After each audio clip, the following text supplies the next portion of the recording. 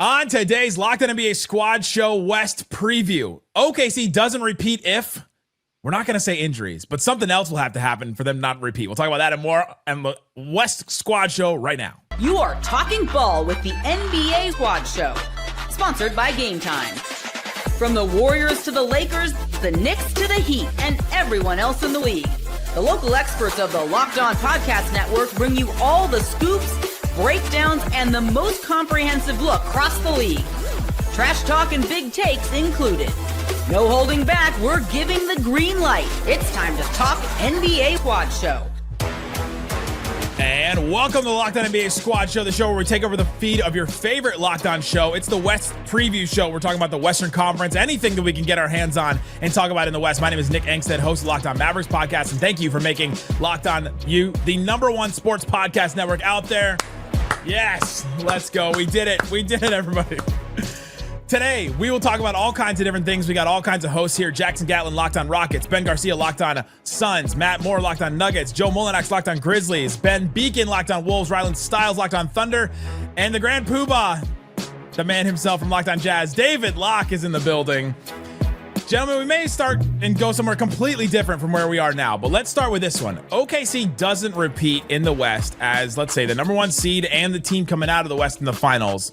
If ... And Rylan, let's start it off with you. You have to you now have to defend your team. Yeah, I mean, it's pretty simple. If the Thunder do not repeat as champions, it's going to be because the things that we think can happen for this team developmentally don't happen. Like if Chet Holmgren doesn't get a lot better offensively, they're not going to win a championship again. Like they can't win a championship again without him getting better offensively and that solving some of the Thunder's half-court issues offensively. Because whenever they went long in the series with Denver and Indiana, the half-court offense really stalled out at times, and that has to be taken away by progression from Chet, by progression from even J-Dub being more consistent throughout that Denver series especially, which he did throughout the rest of the postseason, but he has to do it again this season. And then you look at their three-point shooting. They were 13th out of 16 teams from beyond the arc in the playoffs. They were able to manage it and win a championship, but you can't sustain that in the modern NBA. And so I think that they're going to need to improve from beyond the arc and improve the quality of threes that they're generating. That stationary drive and kick stuff gets taken away pretty easily in the postseason. They're going to need to get more creative with how they utilize their three-point shooters. But a lot of this does rest on Chet, and a lot of this does rest on their ability to sustain and duplicate their elite, historically great defense, because that's what kind of this whole thing is built on. So they're going to have to continue to be in the passing lanes, going to have to continue to spark transition to, again, alleviate some of that half-court offensive concerns. But it is a lot on Chet Holmgren to be better offensively. What if, just like Rylan, I'll walk through a hypothetical. What if the officials start doing this thing where they blow the whistle and they actually call fouls on your defense? What happens then?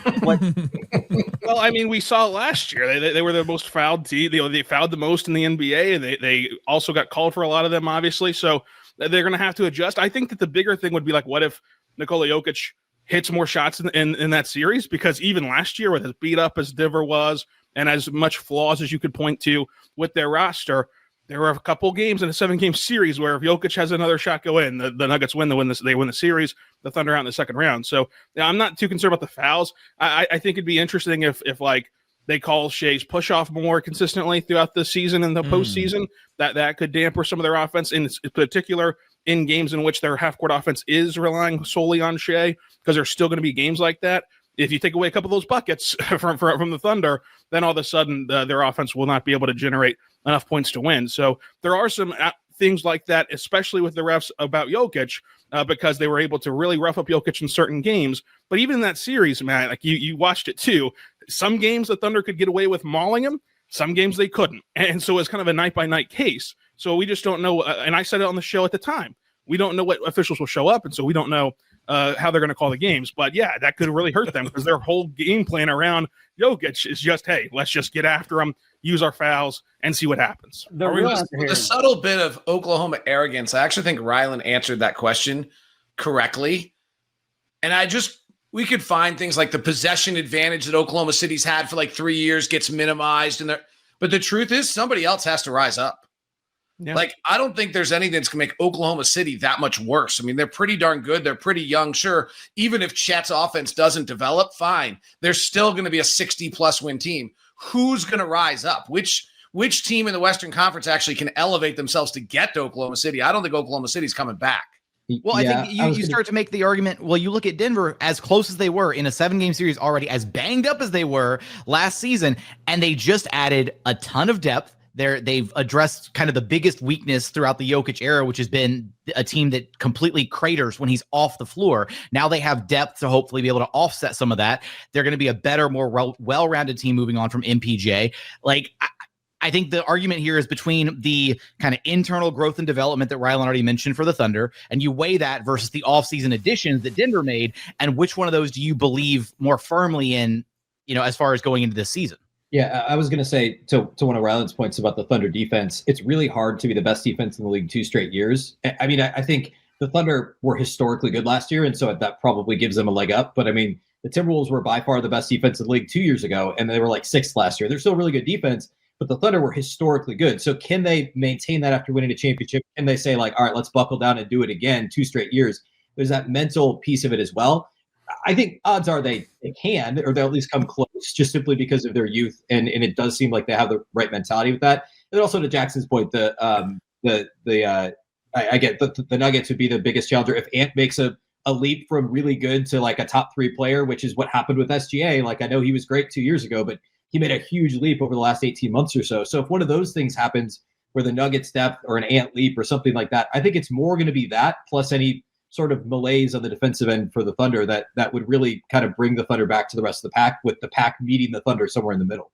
They were 19th in offensive rebound rate and 23rd, I think, in opponent offensive rebound rate.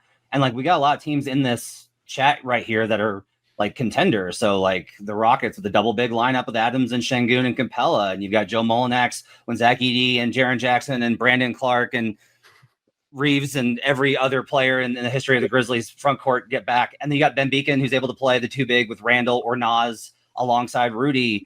And you've got Nick Angstadt with Anthony Davis and Daniel Gafford or Derek Lively. Defense wins championships, Matt Moore. David Locke, basketball reference, they're projecting Walker Kessler for like 3.4 blocks. So every team here, I think, has the ability to go out and attack Oklahoma City, and also Ben Garcia from Locked On Suns is here. I just want to how dare you disrespect Mark Williams and Nick Richards? How dare you? At the beginning of the show, we were told we couldn't talk about injuries, which is why I haven't said a word. I'm not currently healthy. So I heard specifically from one of my bosses that injuries aren't allowed to be discussed. So I feel like I should log off at this time and just tell everybody to tune into Locked On Grizzlies, your team each and every day out of Memphis. Locked On Grizzlies injury report. Okay, well, okay. So is it Denver? Denver's the only one that can rise up to beat them. Is anybody believing in the Rockets? I believe in the Rockets. Whoa, make the case. Knocker. Look, right. I think that it's only acceptable for the Thunder to lose to Denver in the West. Now, I mean, that's not to say that they're not going to get beat by anyone else, but in terms of like, okay, that makes sense. It's Denver to me. I don't want to drive us in a different direction, but if it's going to be anybody other than Denver, the craziest thing is the 2 most important players in this division are Reed Sheppard and Rob Dillingham. Woof. Yeah. Off the worst draft class in the history of the NBA, both Minnesota and Houston have to have either Rob Dillingham or Reed Sheppard grow up fast. I don't think either of them are ready for that, so that's why I don't think you put them in with Denver. I mean, I think it would certainly help if Rob Dillingham grew up. I don't know that the Wolves are necessarily relying on that. I think Chris Finch is going to pull the plug pretty quick if it doesn't look like it's, which is obviously not great from an asset management standpoint, et cetera. But if we're talking about just this season, I think they can get enough out of Mike Conley again to get them to where they need to go. And they're going to lean heavily into Terrence Shannon Jr. as like that backup point guard. I mean, Gilgeous-Alexander Walker was the backup point guard last year, and he's not a point guard. So I think they can keep doing the same thing. And it's all going to come down to the Anthony Edwards leap more than anything else. If Rob Dillingham ends up being what his ceiling is at some point in the next 2 years, then that's a whole other ballgame. And we're talking a much, much better team. But I think they can be a 55-plus win team without Rob Dillingham giving them a whole lot. Can we jump in on Mike? Can I get your thoughts on Mike Conley, Ben? Because I know Mike well from Utah. I actually thought he might have been done when he left Utah. His 2-point shooting percentage dropped 10 percentage points last year. Yeah. He played 5 or 6 minutes less. His 3-point shooting percentage, I think, slipped as well a little, but I mean, I think it was more that his attempts went down. Like, every indicator on Mike Conley is that 37 was the magic number, and there's a real chance he comes out this year and it's just over. Yeah, I mean, it was a tale of two seasons. Like everything before basically January 1st was horrible. He was the worst 2-point shooter in the league. He was like 30-something% from three, which is obviously not what we're used to. But then after January 1st, he actually, I think it was actually after March 1st, he was like top 3 in 3-point percentage in the league. So it was really a matter of, I think he had to play himself into shape a little bit, honestly. And the biggest slippage, I think, was defensively. That was the biggest issue. And so they tried to hide him a lot more defensively. Teams hunted him consistently in the playoffs. So I think they're going to manage his minutes even more. But I think if they can get 20 good minutes out of him, that's going to matter, which I guess speaks to, back to the Dillingham point. That's why if Dillingham ends up being really good, it's a whole different story. But I think they're going to rely heavily on kind of recreating that point guard role with some other guys and initiating more offense. There's obviously a trickle-down impact there, but I mean, you're right. It was easily his worst season in a long time, and he's clearly on the wrong side of his career. But he was better as the season wore on, and so I think there's some hope that if they can manage his minutes a little bit and put him in the right spots and hide him defensively, then you could still get another. He's essentially a starter. He's a starter in name, but your production you're getting is more of like a backup point guard. But it's still valuable because of what he can bring to at least keeping your offense flowing.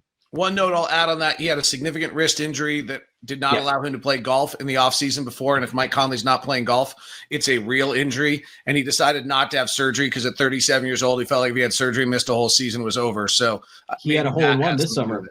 He had a hole-in-one playing golf this summer. So then that's a good sign. Much better summer. Better. Yeah.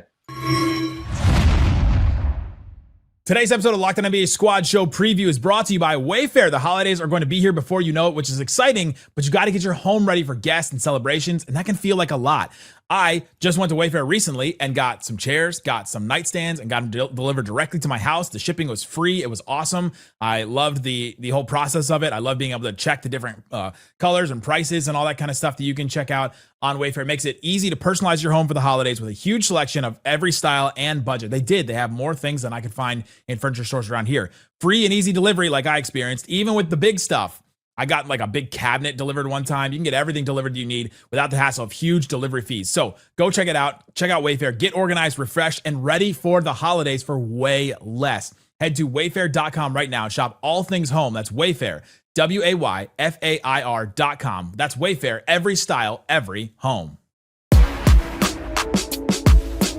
I think the Wolves can beat OKC. I think they mismanaged that series so badly to start last year.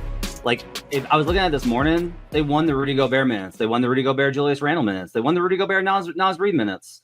And for some reason, Chris Finch is like, oh no, gotta go small. Why would you do that? Why would you do that? And they cost themselves, I think, a real chance. I think this Wolves team, especially if Terrence Shannon Jr. gives them anything and Ant takes another step forward, I think they're there. Yeah, they think TJ Shannon's going to be a really big piece. I mean, he's essentially the Nickeil Walker role. He's not the defender Nickeil is, but I think he could get there, and he's a better offensive player overall. So, I think that's going to be key. See, I believe in the Houston Rockets too, Jackson.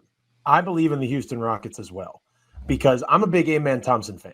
I'm a big fan of his, and I think that as much as OKC has ascended and obviously is one of the great teams in the league, I feel like Houston still has a couple of players like that, him, Sengun, that are still on that upward trajectory. And I think they're maybe not quite the same as the Thunder, but I think that, the Fred VanVleet injury maybe has not necessarily blinded us, but I still think with a veteran that can still go like Kevin Durant, you have Thompson, you have Sengun, that had the amazing summer, obviously, in Eurobasket.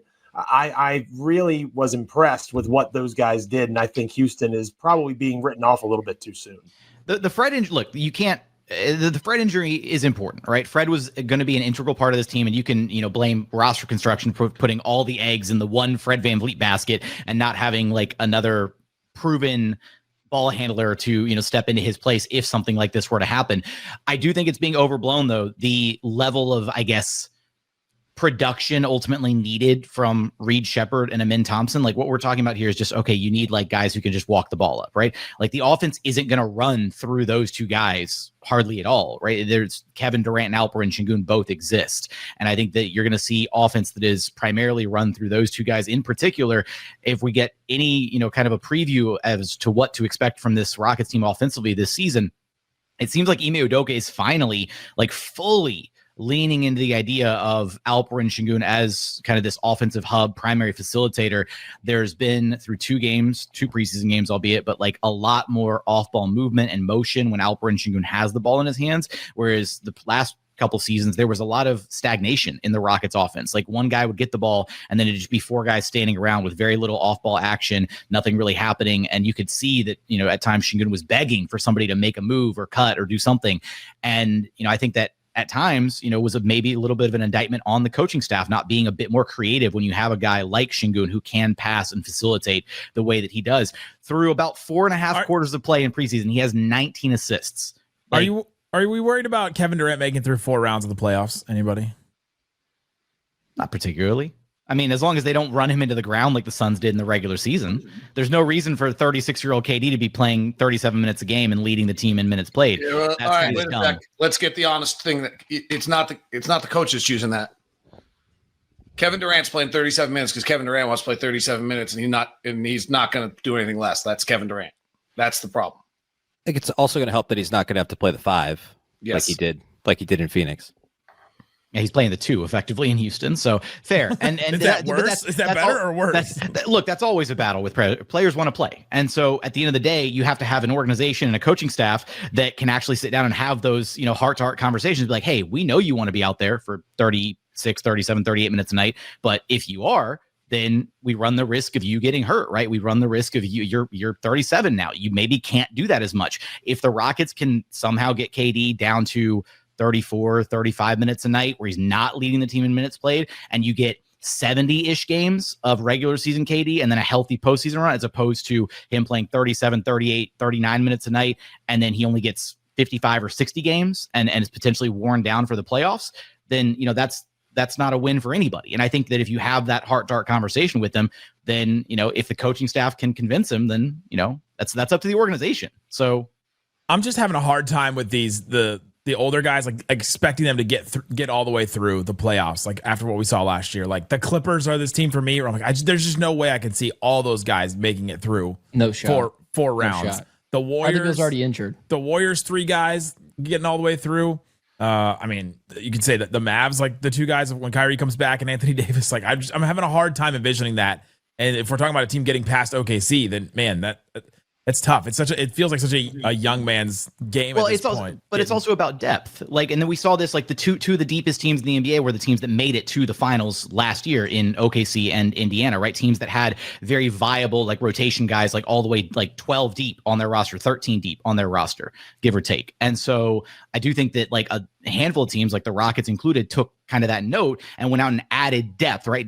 Denver added depth, Houston added depth, like to where, now the Rockets are dealing with injuries to start the season. No Fred, obviously. Dorian Finney-Smith's not going to be ready to go. Jae'Sean Tate, maybe not ready to go. Like, so their depth is going to be tested early. But once everybody's healthy, minus the Fred situation, like the Rockets have a relatively deep team to be able to afford some games where it's like, hey, second night of a back-to-back, KD, take the game off, right? Like we need you to be rested. And I think a lot of the older teams in the NBA have to follow that kind of blueprint of resting their older players. This is year 2 of the collective bargaining agreement having an impact on rosters. I think the fundamental change is you have to have 240 minutes of viable basketball now. You didn't used to have 240 minutes of viable basketball on your roster. You really actually had to have 120 of great minutes out of 3 players every night. They were giving you 35 minutes. You now have to Indiana. That's what Indiana was. They were top to bottom. And you look at the teams that got too top heavy last year, Philadelphia, Denver, all those teams that had $100 million out of their first 2 players. So they couldn't fill out the back of their roster. They fell apart. You've got to have 240 minutes of complete basketball if you're going to be able to compete for a championship. That's where the Clippers are pretty dangerous here. I agree with you on the age, Nick, but boy, the Clippers have probably the most consistent 240 minutes of anyone in the Western Conference on their roster. If it was 2019, they're going 98-0, baby. That roster. It was 6 years ago. I mean, goodness gracious. Can you imagine? What do we actually expect from the Clippers? I think they're going to be better than most people expect. I think that Bradley Beal, the judgment of Bradley Beal was based off of the contract and his role in Phoenix and all those sorts of things. What do you expect out of him in LA? A heck of a lot less. And I think that the level of expectation is going to change. So much obviously revolves around Kawhi, but they have other meaningful pieces. I mean, they're very old, but that rotation is a legitimate 10, 11 deep. and a lot of guys that have played a lot of meaningful, good basketball over a long span of time. If they can stay healthy, I think they're one of the teams that can maybe not challenge the OKC, but they definitely can be in that second tier. Well, Beal only struggled in Phoenix because he was playing with an inferior two guard. I mean, if he was playing with Donovan Mitchell, then like we can all agree that Devin Booker is inferior, not just to Donovan Mitchell, but Jalen Wells and just about every two guard in the Western Conference. Devin Booker is about 15th out of 15. This is an inside joke for those listening before Phoenix fans absolutely storm all of our homes. I defended D-Book the other day. Phoenix fans should have my back. Hey, I think the Suns are going to beat their win total and be a play-in team. So I think they're actually going to be pretty good. In large part, Devin Booker. On the Clippers point real quick, Ben, Go for it. I think I've got them at like 58 wins and the number 2 seed.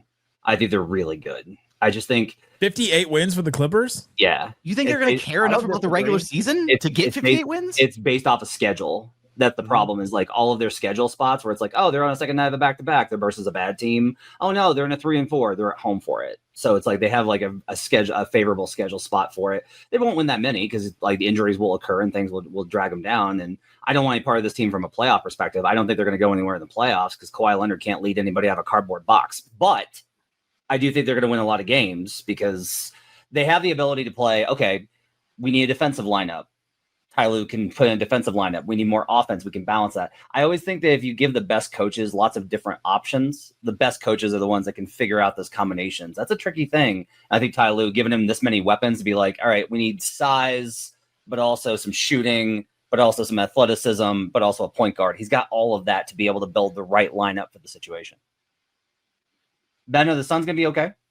I think they're going to be okay. Hold on, wait. We're 20 minutes in. Okay, I guess it's late enough to talk. Yeah, we can talk about it. Listen, we talked about the Suns, I'm sure, when Brendan was here years ago, and they had their spot. Like, we're kind of having to eat crow now. Like, we kind of are having to eat crow here in Phoenix. They, as David mentioned, said bleep the CBA, bleep them picks. We're going to go all in, be top heavy, and that would have worked in 2009, 2010. And unfortunately, people like myself bought into it too, and it didn't work out. I don't want to spend too long talking about the Suns because, like, I do think that they're going to be better this year. You know, I can buy into Jalen Green being a secondary scorer to Devin Booker. I can buy into a lot of that stuff, and this team smash their over total, be a play-in team. I think Booker can be supernova Devin Booker, as he's done in the playoffs before, to the likes of Michael Jordan for spurts where Donovan Mitchell has never done, or Jalen Wells for that instance, if we just want to bring him in, because why not? Because he's superior to Devin Booker. That, why? Yeah, no, like Desmond Bane before that. Like, we can get into that, but like, realistically, Jalen Green is superior to Devin Booker at this point. Like, let's just put that. Yeah, that's what they say. That's what they're printing out here in Phoenix. They're not all just saying, "Hey, this Jalen Green guy, we're crossing our fingers that he can be a little bit more efficient, and this team can smash their win total." But regardless, I think it's enjoyable and pleasant. Like, I deserve this as a Suns fan, media member, whatever. And we all agree in different ways, completely different ways. Be able to watch another team buy into Bradley Beal. It's like, oh man, it's like you're doing that. Wait, hold on. You're doing the same thing. You're buying into Jalen Green. The same exact way. Easy now. I would argue it's a lot worse with Jalen Green. I can buy. Wait, he's doing the Dylan Brooks thing too, Joe. I can buy into Jalen Green, potentially kind of figuring it out a little bit. I'm not buying him to being this, like, become the best backcourt in the NBA with Devin Booker. I don't know if this team's going to be a play-in team. If you need me to backtrack a little bit there, I just think it's funny that everyone saw what happened in Phoenix, and they're like, oh, but Phoenix was the problem. You know where he's going to go and thrive? Very stable and championship pedigree, not the worst California team over the, their history, the Los Angeles Clippers. Like, that's where he's going to flourish now. So I just find it kind of fun. California? Okay, fine. They're both the worst. All right, they're both the redheaded stepchild. This happened in the East one too. Hang on, how many conference finals appearances do the Kings and Clippers have between them in the last 25 years? The Kings have Don't the Kings one, have and the Clippers one? have one, I think. Oh man! Yeah. 25 years. Wow!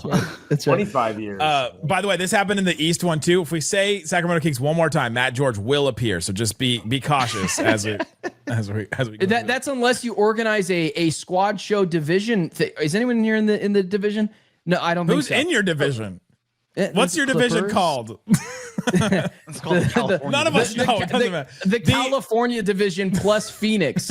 But Matt George organized a whole thing for all of us to get together and preview the Pacific Division. You want to know the only team that didn't show up to that preview? Matt George, the guy that organized it.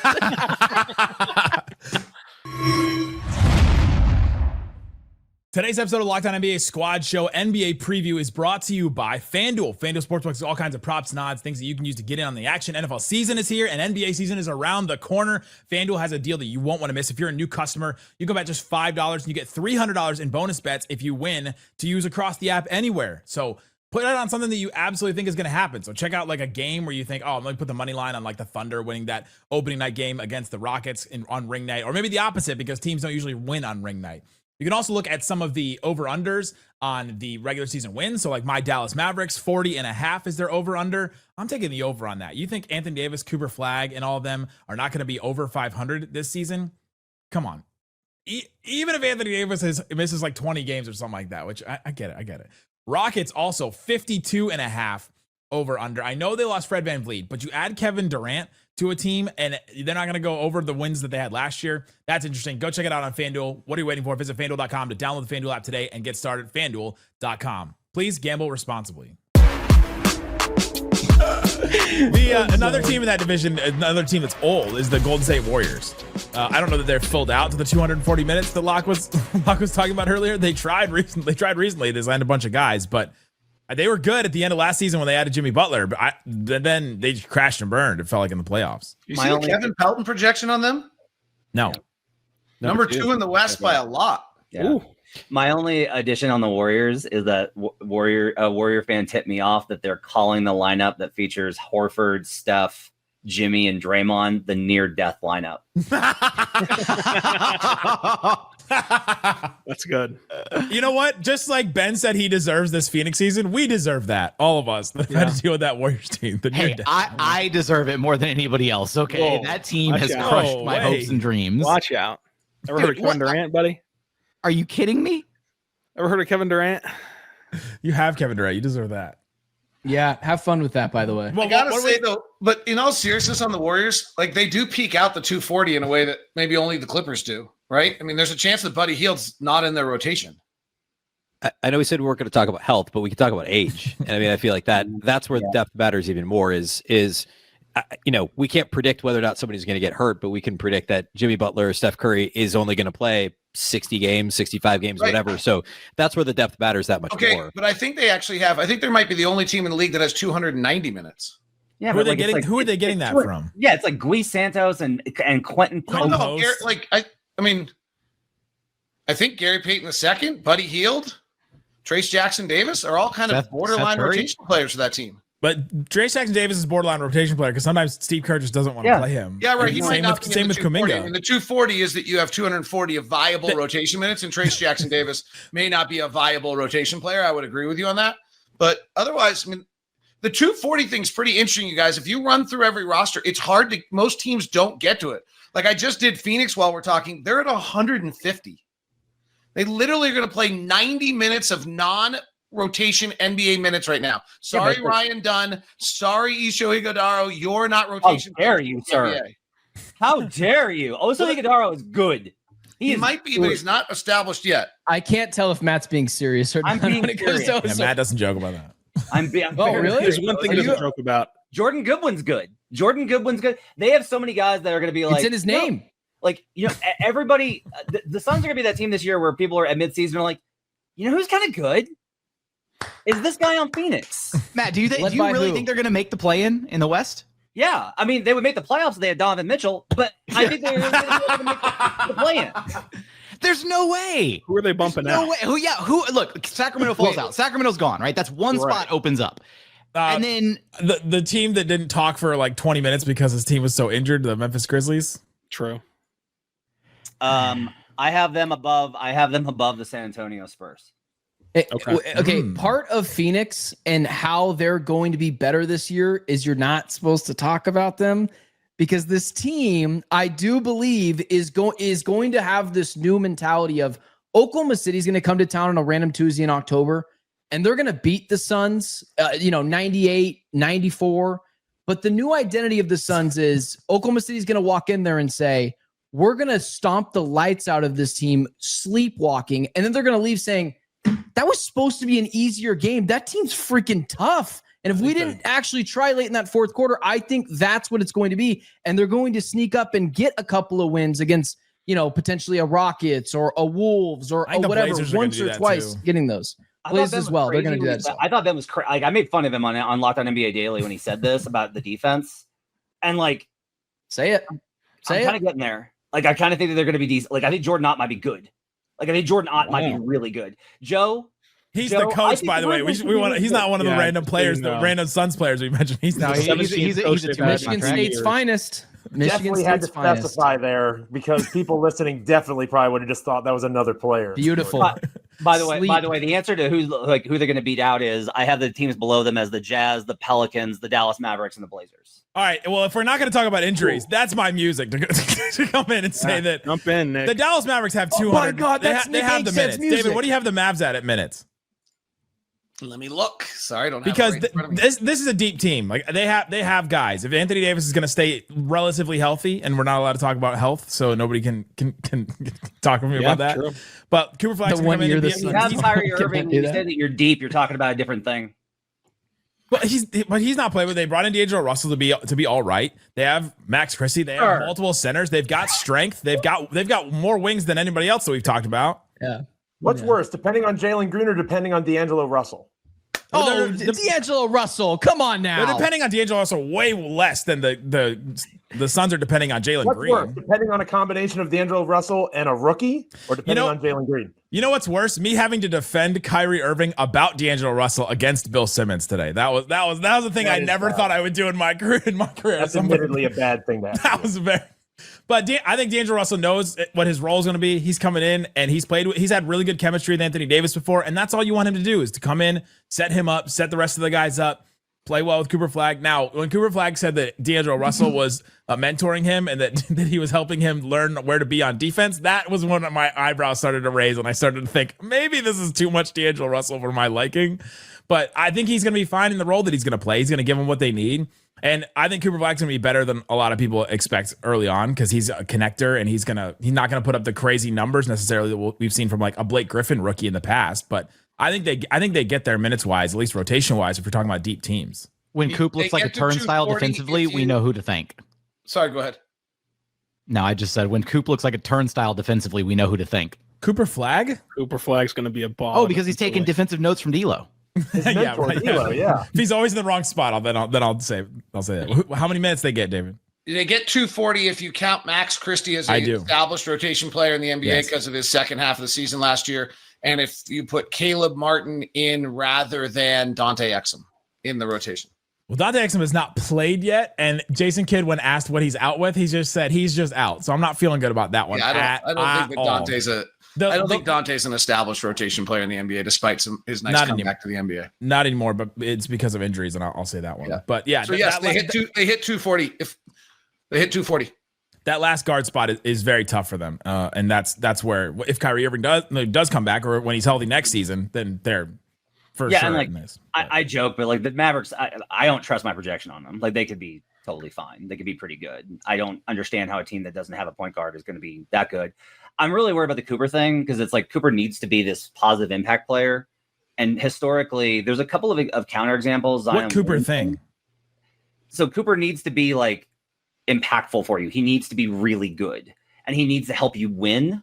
And very few rookies are positive in terms of winning their minutes. Zion Williamson did this in his rookie season. That's a pretty good comp, right? They're not the same type of player, but similar level of hype.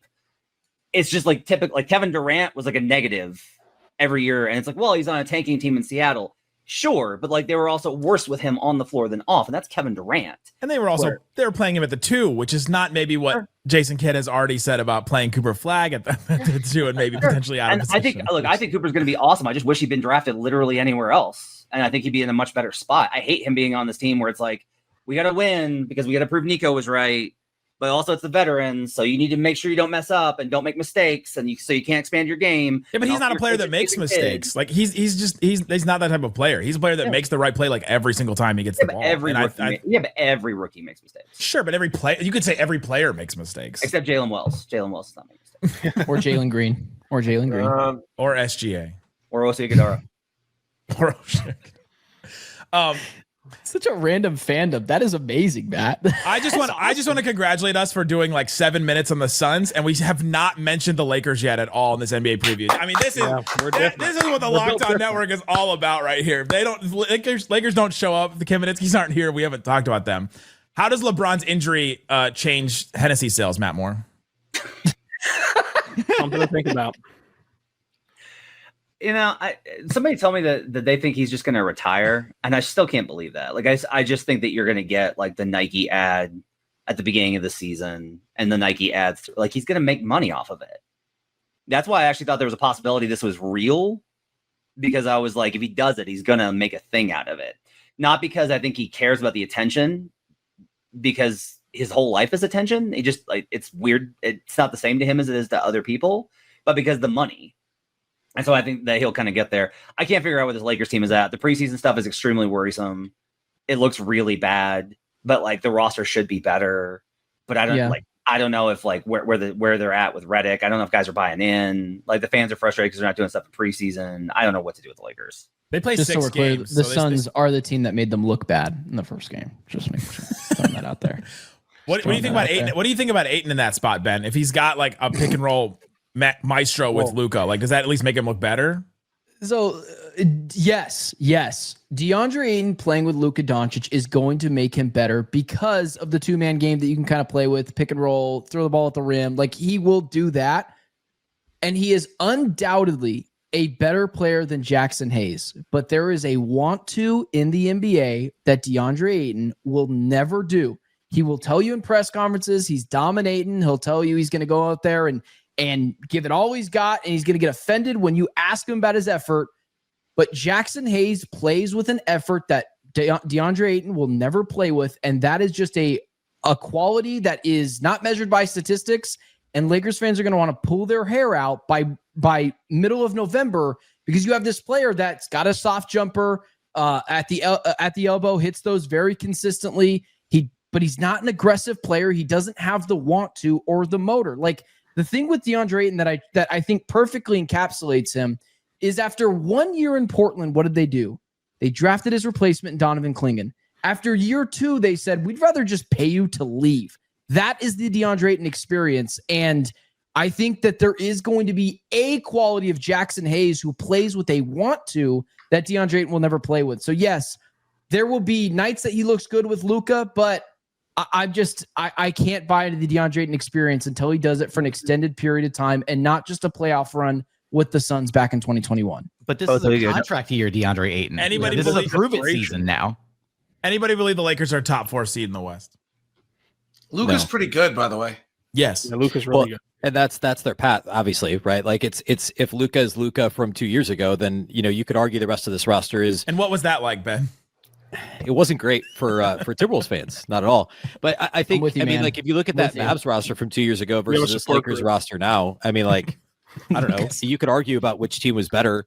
But once you get past Luka, like, is Kyrie from 2 years ago better or worse than LeBron right now as the second best player? Look at the rest of that roster. Like, if Luka goes crazy this year, then obviously they could be a top 4 seed. But I think this is another team where I would say the middle depth, like if you look at our locked NBA top 100, like.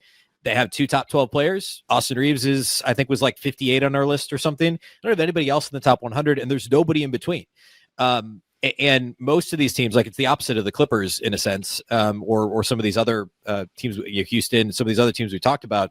I just think like the depth is okay. Like losing Dorian Finney-Smith obviously hurts, but they added a couple of guys that I think are going to be helpful as well. Like I think the Marcus Smart thing, I mean, who knows? But I think that like the actual bench Joe, do you know? Is okay. Joe, do you know? I absolutely know that's not going to work. Who knows what to expect? Prediction on the Los Angeles Lakers: Jake LaRavia will play more minutes for them than Marcus Smart. Yeah, I think losing DFS really hurts, but I think. It's that middle depth. Like once you get past the top 2 players, can Austin Reeves truly be a third option? What are you going to get from DeAndre Ayton? They have some okay end of bench guys, end of rotation guys, but what are you really getting 3 through 7 in the rotation?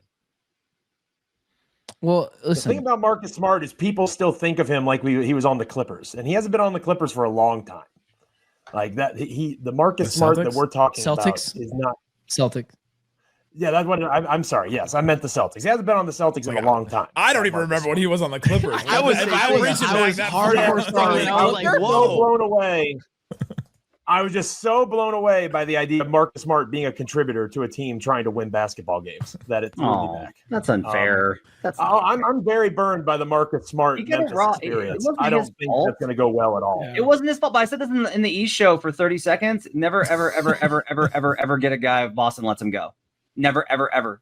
If any of your teams this year, it's like the Celtics are interested in trading this West team, Jaylen Brown, run now, because it means that like he has a black hole building in the middle of his chest or something. It's absolute disaster. Never, ever, ever, ever get in on anybody if Boston lets them go. And on the flip side, Boston acquiring the Timberwolves non-rotation guys, Josh Minott and Luka Garza to play rotation minutes. It doesn't feel great. Yeah, Minott's gonna be good. I love Minott. Yeah, he's super. I think you guys are all downplaying what a healthy LeBron James can do for this Lakers team. Are we getting not that LeBron James? I'm talking about Bronny James Jr. Yeah, he is healthy and he can play.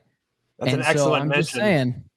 Just saying, Bronny James Jr. They do have a LeBron James playing. Just if you forget about the junior, I think there's a chance the Lakers are really bad this year, man. I think it's the transition year for them. I think this is them trying to move out of the LeBron James business and into the Luka business. And it's going to take a couple years for them to kind of fully acclimate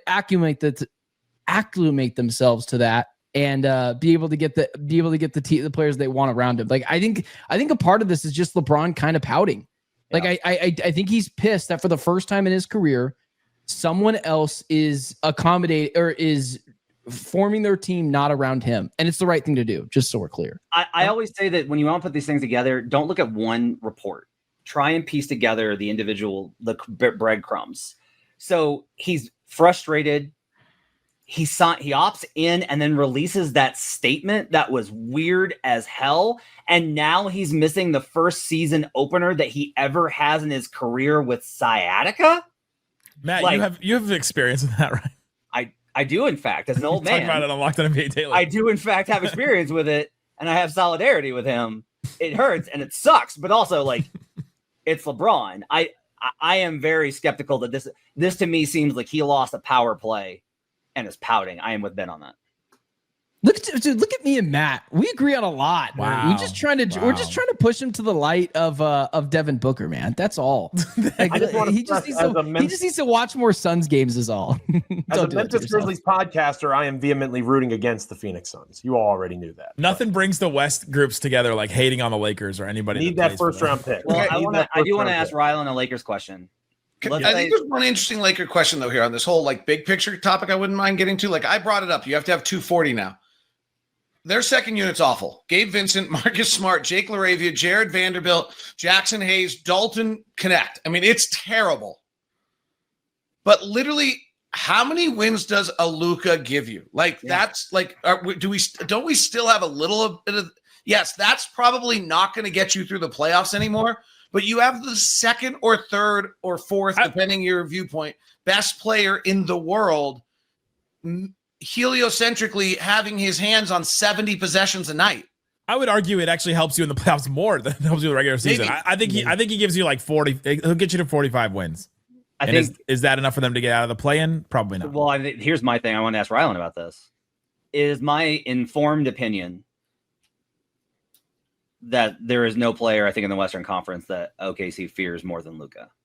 He breaks that defense. He breaks it because all the stuff that they do against everybody else doesn't work on him for a variety of reasons. There is one. Sorry? There is one. Washington, yeah. There's one. Yeah, that's true. So second, but yeah. But yeah, like, is there something to the idea of like, look, if Marcus Smart has a bounce back year and Joe's wrong and he can play, and if DeAndre Ayton and Luka's relationship, because I think that's the important part is like Luka and DeAndre Ayton are actually good off court when Luka and KP never got along, and that caused a lot of problems because Luka's a particularly Anyway, but the Balkan. If the combination works of just like, hey, pick and roll big with Luka, shooters around them, LeBron and Austin do whatever. I have a little bit of concern about like if the Lakers are good. That's a matchup I don't like for OKC. The gap between those teams is massive, right? It's like I'm not arguing. They're not going to beat them though. There's not enough depth. The defense. I mean, you beat them with PJ Washington, so and a rookie center. Yeah. I agree though. I think that Luka, he let's just call it exploits the Thunder's defense. I mean, they do this against everybody. Luka's the one that can actually exploit it, leaving corner shooters open, trying to claw into the paint, and then Luka just throws a magicianal pass and has a guy wide open. And if Marcus Smart has a career year from 3, which I think that he will next to Luka Doncic, and that's not like a huge high bar for him, but I think he can get back to what he was with the Celtics from 3-point land specifically, not defensively. Like that helps them out a ton. And if they have 3-point shooting is obviously very variant, and there's a lot of variables that go into it. You can obviously have a look at PJ Washington, have a career outlier series shooting from 3 with Luka Doncic facilitating to you, plus DeAndre Ayton in the pick and roll, which I think DeAndre Ayton, if it's now or never for him, like we've talked ad nauseum today about how he's viewed around the league.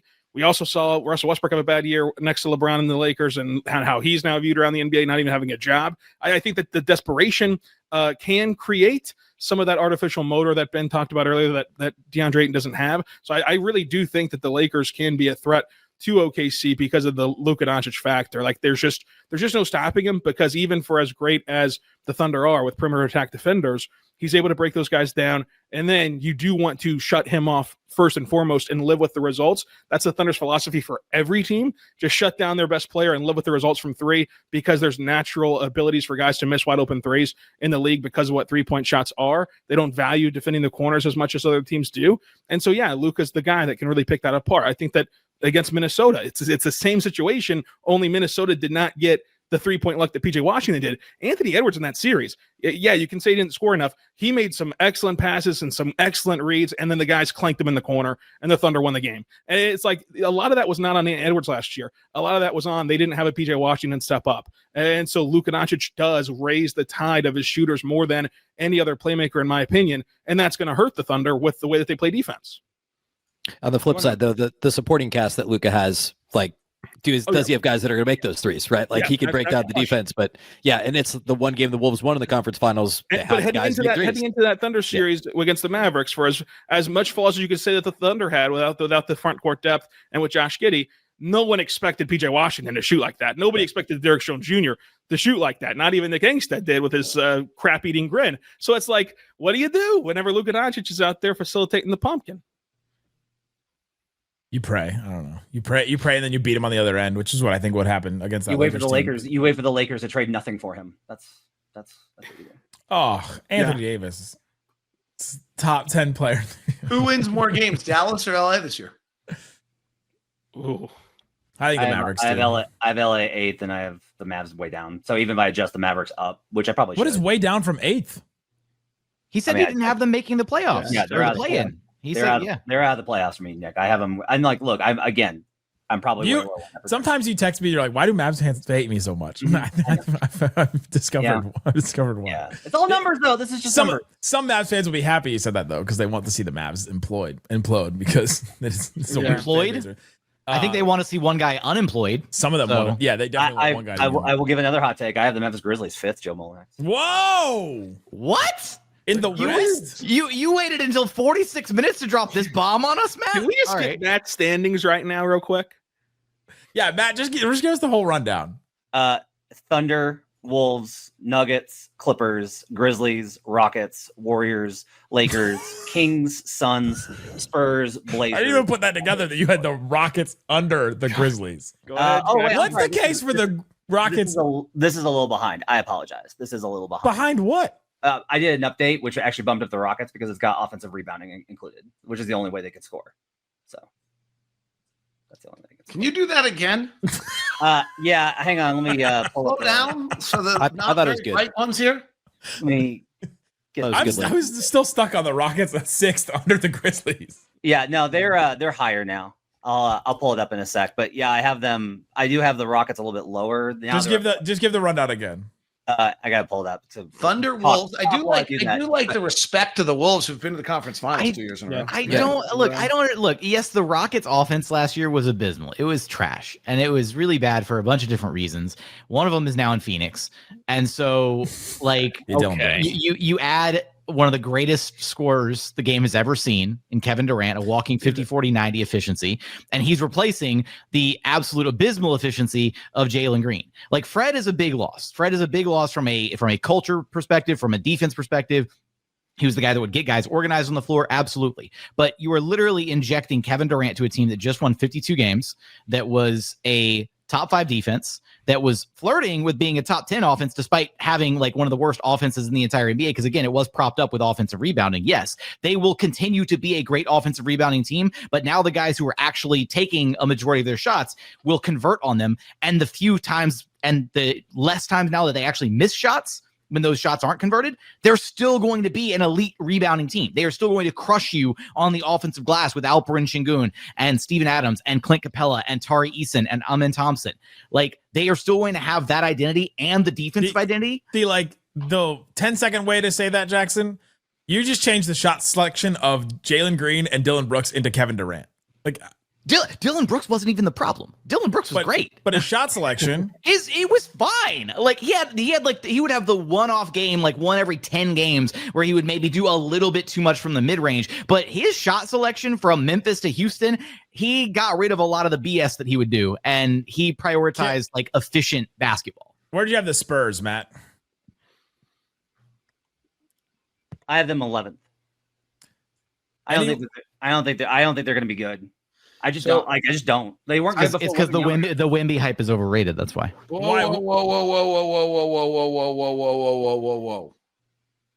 So I agree. None of it fits. Castle, Fox, Harper. And it was against the Utah Jazz. And it was preseason.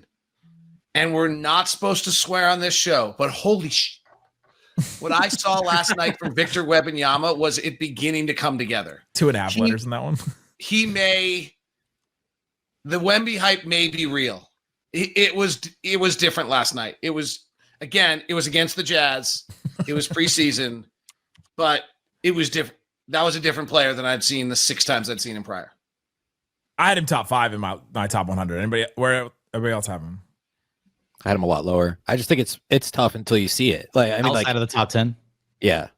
Out of the top 10? Out of the top 10. Yeah, I did too. I had him 15 on mine. He hasn't earned it yet. Wow. Like, what are we talking? We're talking about right now. They're 10 points better when he's on the floor defensively. He was going to be defensive player of the year. Guys in the league that have that kind of impact. Yeah, Jackson. He is individually that good. He is that good. Yeah, I need to see it translate to at one point you can highlight the team success part, and that's what I'm looking at. The rest of his team was Jeremy Sohan and Harrison Barnes. If you're that individually good, if you're that individually great, if you're going to elevate the defense, then why were the Spurs still a bottom 5 defense last season? I've watched Luka Doncic on a terrible team and known that was still a top 5 player though.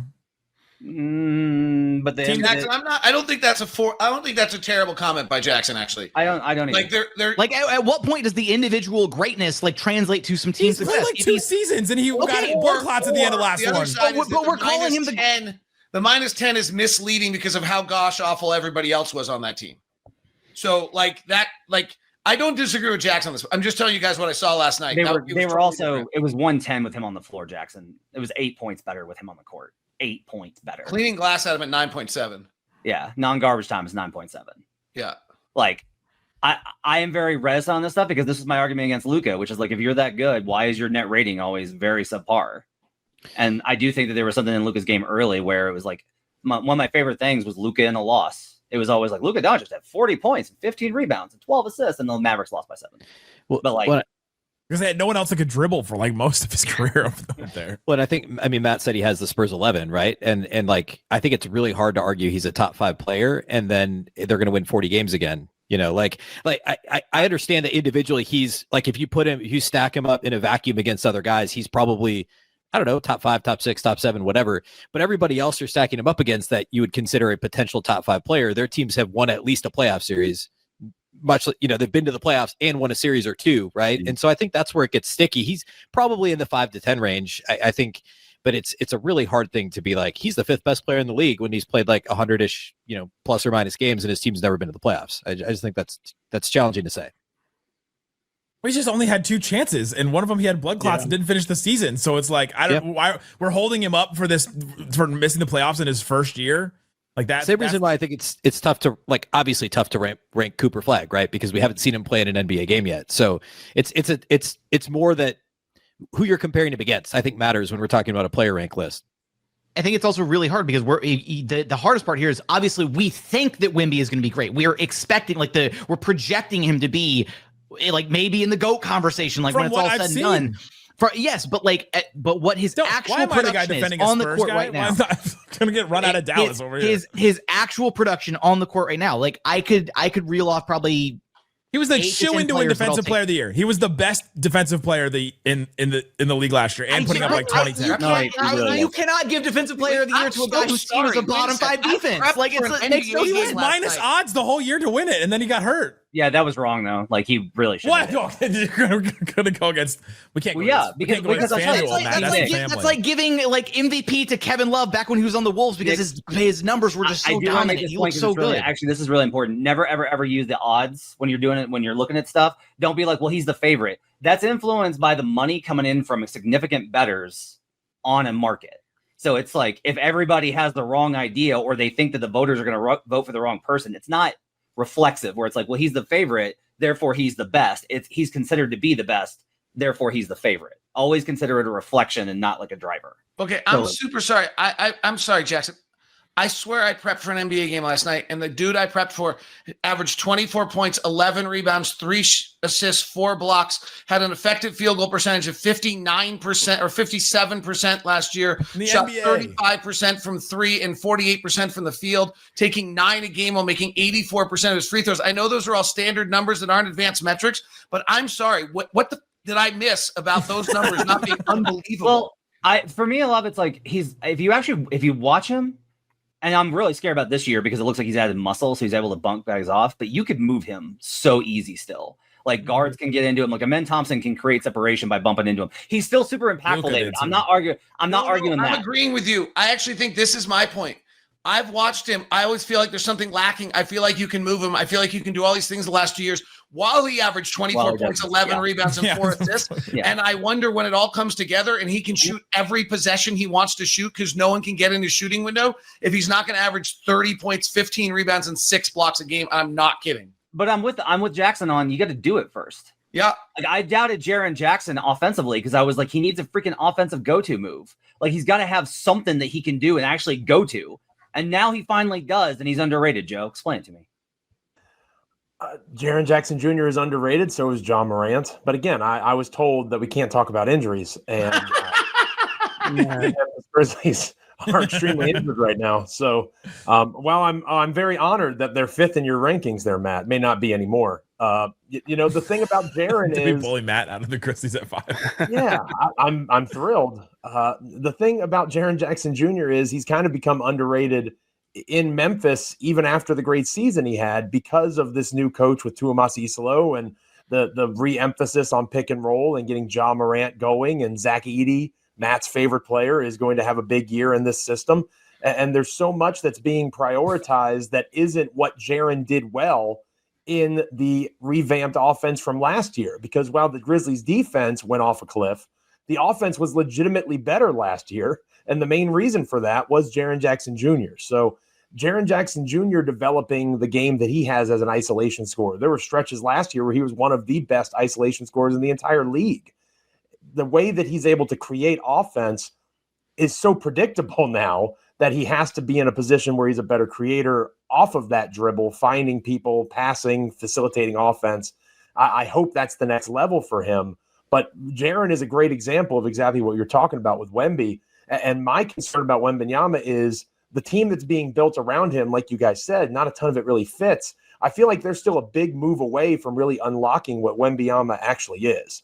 Like they need to, like the Giannis rumors, which aren't going to happen, but that would be terrifying if that actually did occur. Like I feel like that would unlock what Wembanyama actually would be best at.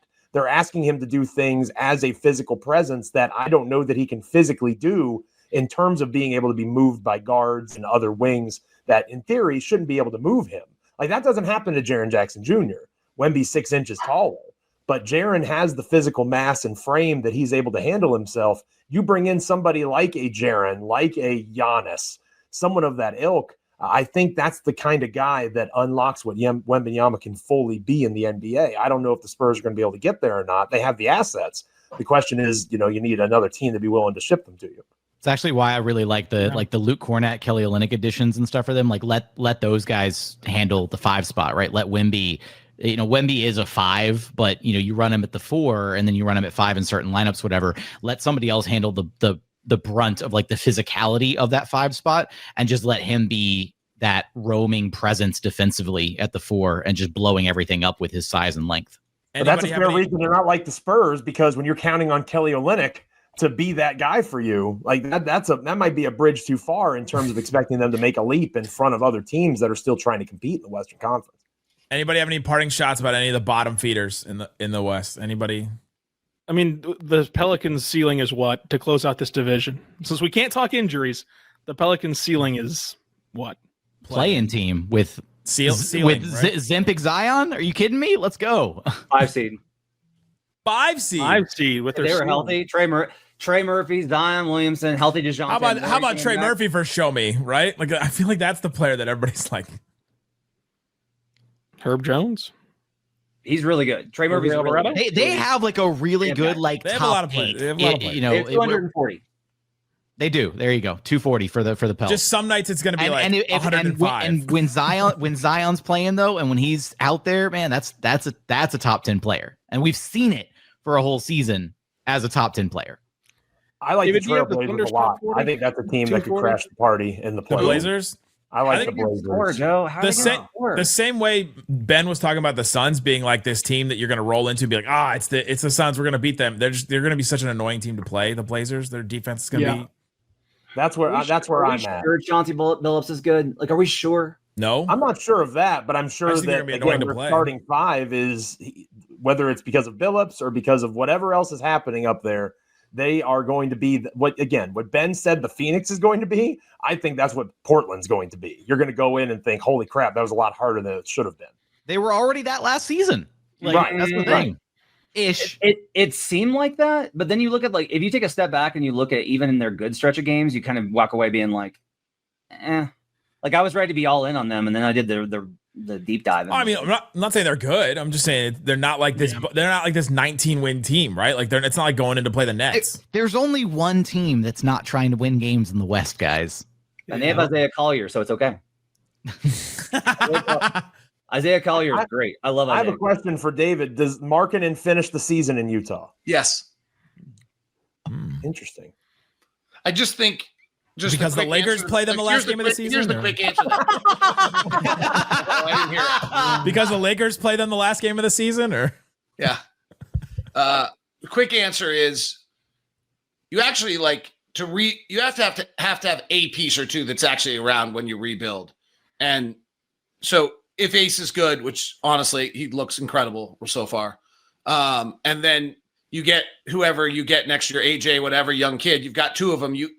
The fact that Lowry makes $40 million is fine at that point, whereas Lowry making $40 million on a good team isn't actually fine in this day and age. So I think it's hard to trade him because it was $40 million, and then 2, I do think they're going to try to get better. They have $42 million of cap space in the offseason. I think this thing is like they're going to draft this next year and then hope they've hit and try to move this thing forward. So I'd be surprised. I would be surprised. I mean, now the only way would be is if there's some piece out there that they believe is, piece 1A to Ace Bailey or piece 1B to whoever they draft next year, that they could get for Lowry Markkanen, and they go do it. And I don't know who that is. Ace Bailey looking like Tracy McGrady early on is pretty cool. Yes. No, I mean, I'm not like I want to be really careful here. He looks so good. It's preseason basketball, large grain of salt, but he definitely gives off McGrady vibes. He's making plays that the amount of wing players in the NBA in the last 20 years that can make those plays is like 20 guys, 30 guys. This is not sarcastic at all. I really love that. No, he's been great. I love that for you. I was very nervous about this No, he's great. season and He's been your sanity and being both the radio host and the Locked On Jazz host. He's been great. Like there was a play last night in overtime against San Antonio. Again, he was against G League guys, but it's off a pin down catch at 18 feet, rise up in one motion, elevate a foot over everybody else and make the jumper. And he did the same thing against Houston about 3 or 4 times. Can we say Ace Bailey's already better than Devin Booker? Ooh, just because Ben is. But I would say this. If I had a sponsor of a show that was like Game Time, I would go buy a ticket to see Ace Bailey. But if I also had a sponsor of a show that was FanDuel, and I'm not allowed to give you any betting advice, I'm just saying. Yeah, you know what to do from there. I already said Cooper's not going to put up a ton of numbers, so there could be some competition. We need to apologize to FanDuel and say that the views of Matt Moore do not reflect Locked On NBA. There is an interesting rookie of the year thing that basically every rookie of the year has averaged 15 points a game, and most rookie years have averaged at least 18 points a game. And there is a question whether Cooper averages on that roster. He might not need to. Yeah, right. True. It might be a good day for Cooper if he averages 12 points, a great season, 12 points, 6 rebounds, 5 assists, and Dallas loves that.